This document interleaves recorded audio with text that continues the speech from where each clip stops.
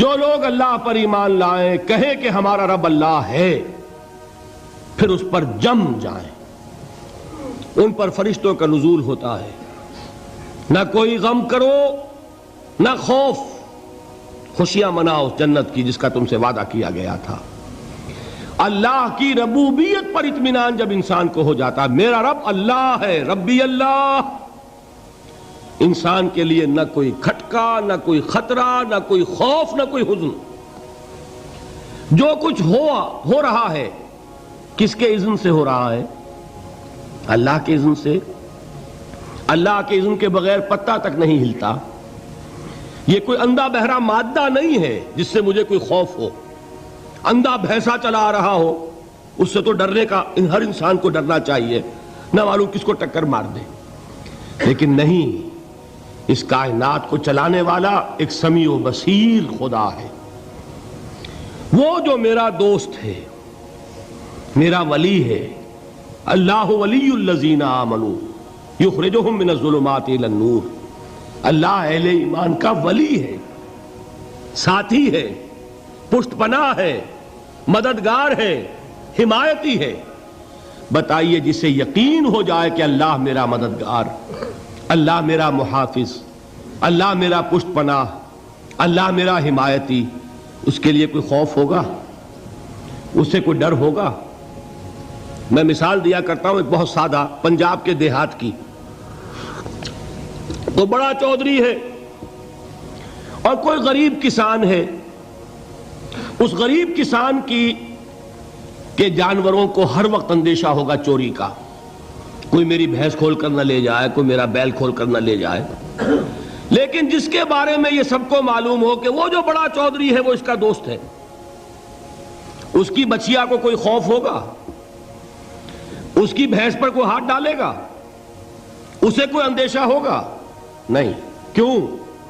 کہ وہ بڑا چودھری، بڑا اس کا یہاں کا سردار، جاگیردار، سب کو معلوم ہے وہ میرا دوست ہے، کوئی میرے خلاف اقدام نہیں کر سکتا۔ اس دنیا میں یہ چھوٹی سی بات اگر آپ کے دلی اطمینان اور سکون کا باعث بن سکتی ہے تو ذرا تصور کیجئے۔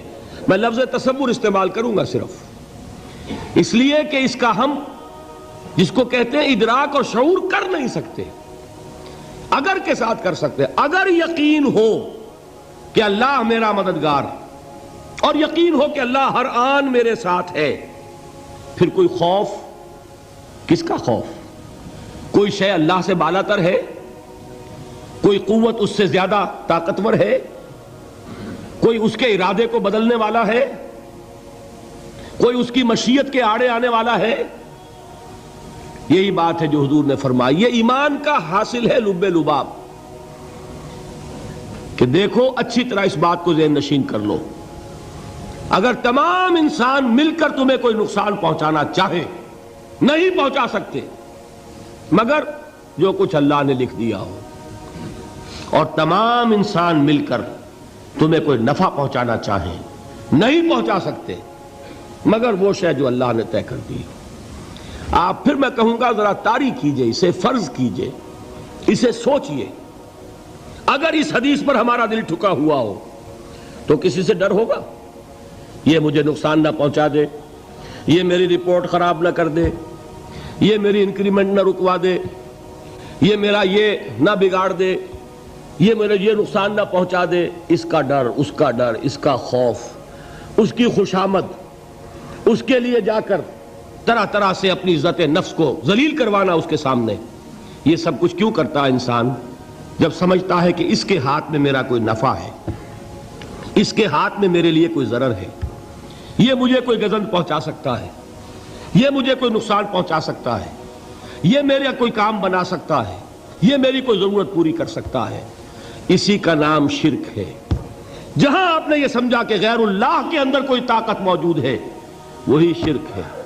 بتوں سے تجھ کو امیدیں، خدا سے نومیدی، مجھے بتا تو صحیح اور کافری کیا ہے؟ شرک تو یہ ہے۔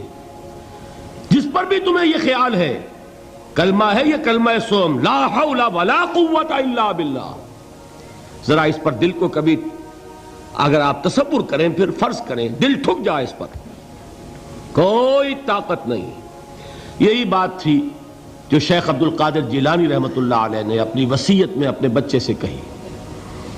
11ویں دینے والے ہیں، لیکن حضرت شیخ عبد القادر جیلانی کی وصیت اور تعلیمات کو کتنے لوگ ہیں کہ جانتے ہوں؟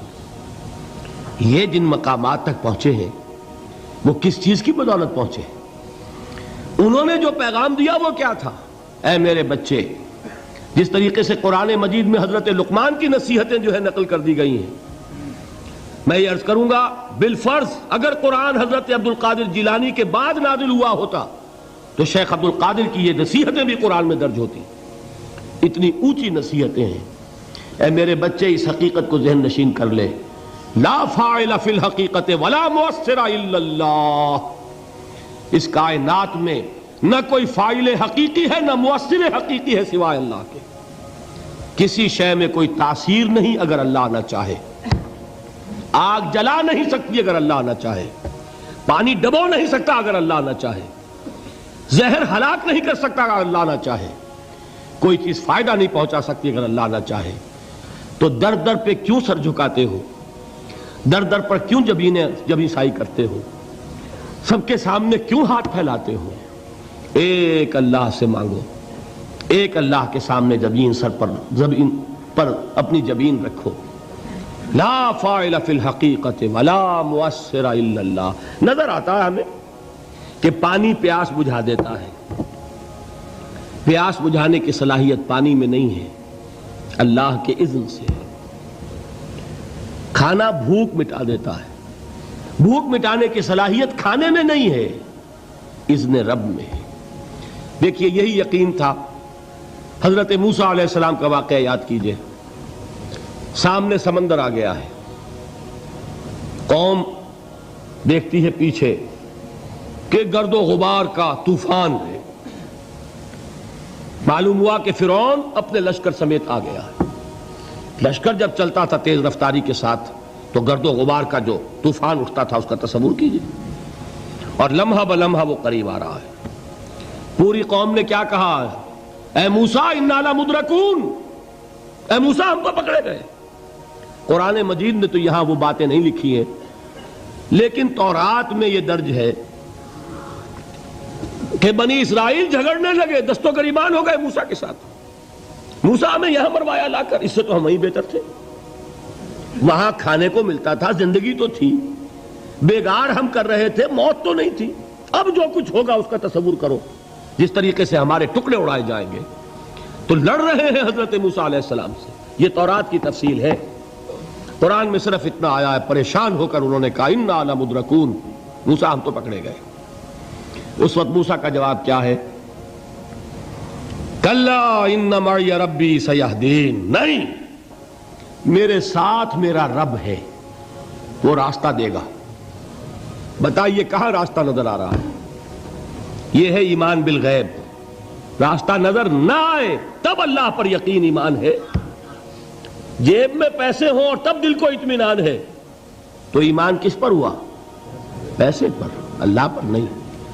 جب وسائل و ذرائع نہ ہوں اور پھر یقین ہو کہ اللہ مسبب الاسباب ہے، وہ اسباب کا پابند نہیں ہے، وہ اسباب کا محتاج نہیں ہے، اسباب اس کے محتاج ہیں. اگر یہ یقین ہے تو اللہ پر ایمان ہے. یہ نہیں ہے تو تمہارا ایمان اسباب پر ہے، وسائل پر ہے، ذرائع پر ہے، مادیات پر ہے، اللہ پر نہیں. اس وقت کہاں راستہ تھا؟ کوئی راستہ تھا؟ سمندر ہے اور ادھر سے لشکر آ گیا ہے. کلا ان معی ربی سیہدین. اب دیکھیے ایمان کہہ دینا آسان ہے، ہوا معکم اینما کنتم، جہاں کہیں بھی تم ہوتے ہو اللہ تمہارے ساتھ ہوتا ہے. لیکن اس کا یقین قائم ہو جائے تو زمین و آسمان کا فرق واقع ہو جائے.